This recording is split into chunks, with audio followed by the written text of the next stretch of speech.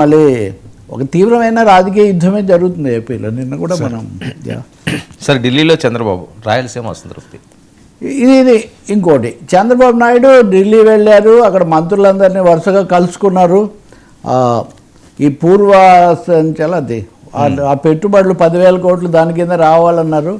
అంతకంటే ముఖ్యంగా రాయలసీమలో ఈ ఉద్యానాభివృద్ధి అనేది ఒక దీనిగా తీసుకుంటాం, దానికి 10,000 కోట్లు కేటాయిస్తున్నాం, దానికి మీరు సహకరించాలి అనే ఒక మాట అన్నారు. అంటే ప్రాంతీయ అసమానతలు ఈ కోణాలు ఇవన్నీ కూడా చూసినప్పుడు రాయలసీమ మళ్ళీ దాంట్లో కూడా వైసీపీ కోణం ఒకటి ఉంది. ఎందుకంటే వైసీపీకి అత్యధిక స్థానాలు గతంలో వచ్చింది, జగన్ ప్రాతినిధ్యం వహిస్తుంది కాబట్టి అక్కడ, కాబట్టి బీజేపీ కూడా రాయలసీమ డిక్లరేషన్ అని చెప్పింది, కానీ అది ఇంకా ముందుకు పోలా. మొన్ననే చాలా స్పష్టంగా లోకాయుక్త అవి మేము కర్నూలులోనే పెడతాము అని చెప్పడం కూడా అంతకుముందు టీడీపీ అజెండాలో లేదు. కూటమి వచ్చాక అంతకుముందు జగన్ అక్కడి తీసిపోయాక చెప్పిందే. కాబట్టి రాయలసీమను రాజకీయంగా సంతృప్తి పరచడం ఒకటి అవసరమని భావిస్తున్నట్టున్నారు. అందుకే కేంద్రంలో ఇప్పుడు అమరావతి గురించి ఎక్కువ మాట్లాడాను నిన్న ఎక్కువగా రాయలసీమ గురించి, ప్రకాశము రాయలసీమ జిల్లాలకు సంబంధించి ఏదైనా చేయాలి అని. ఇప్పుడు ప్రాంతీయమైన వికేంద్రీకరణ అనే కోణం తీసుకుంటే ఇదే రాబోతుంది. గ్రోత్ ఇంజన్ అని వైజాగ్ మీద మీరు మ్యాక్సిమం ఫోకస్ పెడుతున్నారు. అన్నీ మచ్ హ్యాపెనింగ్ సిటీ ఏదంటే ఇప్పుడు వైజాగ్ లాగా ఉంది. ఆల్మోస్ట్ ఎవ్రీడే ముగ్గురులో ఎవరో ఒకరు మనకు అక్కడ కనిపిస్తున్నారు, ఏదో ఒక సదస్సు జరుగుతుంది. అది సహజంగా కూడా జరుగుతుంది, but at the same time ఆ మేరకు ఇతర ప్రాంతాల్లో వచ్చే అసంతృప్తిని చక్కదిద్దాలి అని చాలా విజ్ఞప్తులు చేశారు. పోలవరం కింద ఇమ్మన్నారు, అవి ఇవేని. ఒకటే ఆశ్చర్యం ఏమంటే ఎన్ని చెప్పినా ఈయన చెప్పిందే కానీ వాళ్ళు చెప్పింది ఏం మనకు కనిపించట్లేదు ఇప్పటికీ. కేంద్ర ప్రభుత్వం నుంచి ఓకే మేము చేస్తాము, మేము ఫలానాది ఇస్తామని. అదే సమయంలో రాజకీయంగా కూడా ఇందాక మనం మాట్లాడుకున్నట్టు పవన్ స్టైల్లో పవన్ ముఖాముఖి తలపడతాడు. ఆయన హీరో వ్యవహారం కదా అది, చంద్రబాబు దేమో రాజకీయ వ్యవహారం. సో నిన్న ఆయన కేంద్రానికి వీటి మీద బ్రీఫ్ చేయటము, హౌ వైసీపీ నెమ్మదిగా ఇది అవుతుందని చెప్పటము. మూడోది వాళ్ళ పార్టీ ఎమ్మెల్యేలతో కూడా సమావేశమైనప్పుడు ఆయన జగన్ను తక్కువ అంచనా వేయకండి, ఆయన చెప్తున్నటువంటి విమర్శలు వీటన్నిటికీ ఎప్పటికప్పుడు జవాబులు చెప్పి మనం తిప్పికొట్టకపోతే ఈ ప్రచారం మీడియా ద్వారా సాగిపోతుంది అనే ఒక మాట గట్టిగా చెప్పారు అనేది మనకు అందుతున్న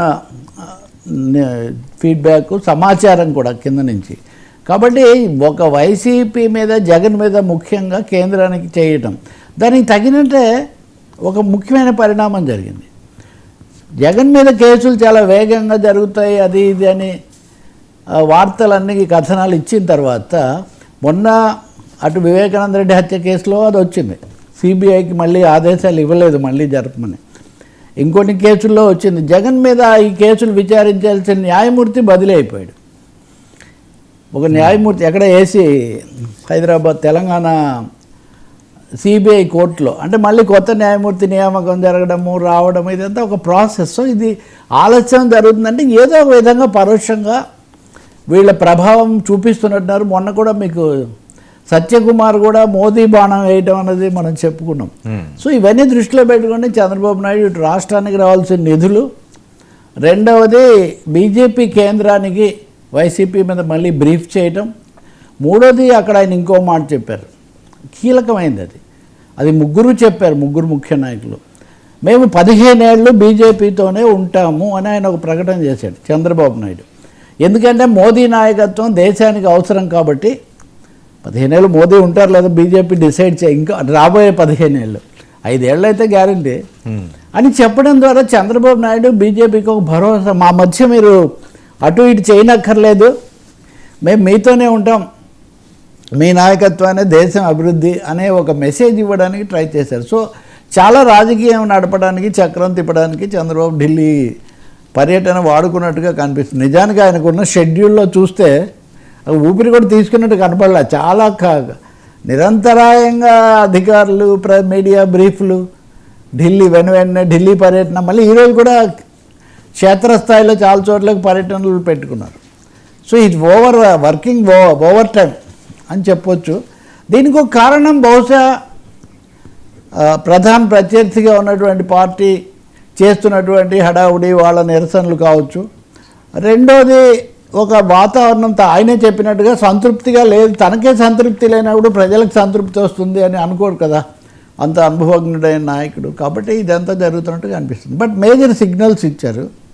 నిన్ననే విజయవాడలో రౌండ్ టేబుల్ కాన్ఫరెన్స్ మీడియా వాళ్ళతో మాట్లాడుతూ దీన్ని చాలామంది సామాజిక కార్యకర్తలు, సంస్థలు ప్రత్యేక హోదా అన్నది మళ్ళీ ఎజెండాలోకి తీసుకొచ్చారు. ప్రత్యేక హోదా వస్తే తప్ప ఈ ఆంధ్రప్రదేశ్ అభివృద్ధి కాదు, మనకేం రావట్లేదని.